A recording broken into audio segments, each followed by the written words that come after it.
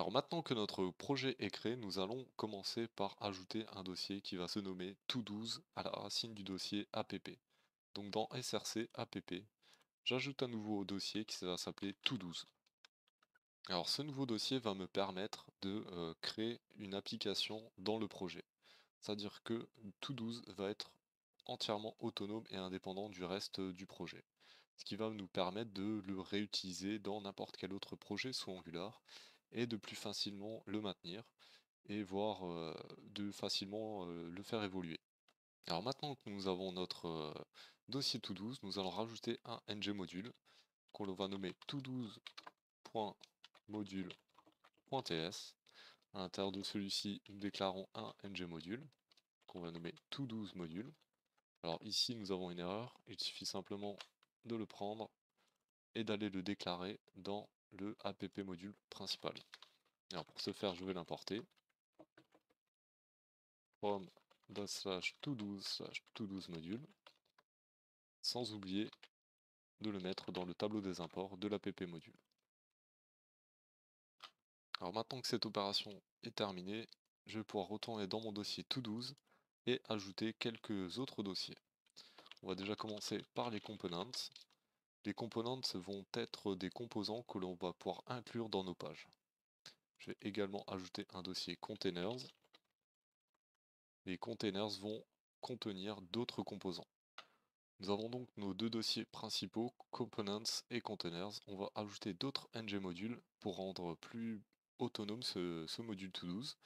On va commencer par un to12-routing.module.ts qui va nous permettre de déclarer un nouveau ng module. Alors là, j'utilise un snippet qui me permet d'avoir un ng module dédié au routing que je nomme to12 routing module qui importe simplement router module et qui l'exporte avec les routes.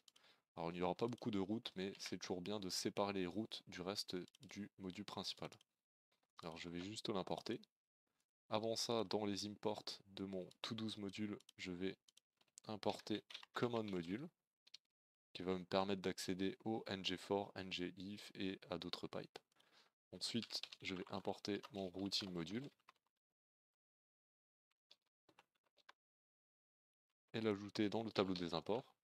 Je vais faire également la même chose pour to12-material.module.ts, ce qui va me permettre d'importer et d'exporter tous les modules matériels. Alors ici, je vais également utiliser un snippet. Je vais nommer to12 material module.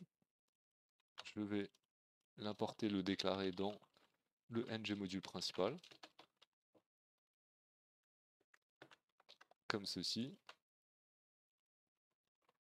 Alors juste, hop, je retourne dans mon to12 material module et je vais faire juste une constante que je vais appeler Angular material module, qui sera un tableau qui va contenir tous nos modules.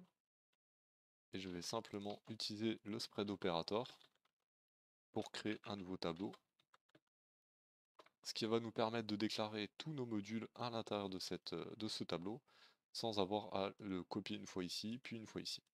On mettra juste nos modules ici une seule fois et ils seront déclarés dans les deux tableaux. Voilà pour l'architecture principale de to12 modules. Nous avons donc nos to12 material modules qui vont être les to12 d'Angular Material, les to12 routing qui va être l'emplacement où nous allons déclarer nos routes. Donc les routes c'est simplement pass et component. Pour l'instant nous n'avons encore aucun component. Et to12 module qui nous permet d'importer nos différents modules. Dans la prochaine vidéo, nous nous occuperons de créer nos différents composants et containers pour ensuite pouvoir les déclarer et les utiliser. Je vous dis à bientôt.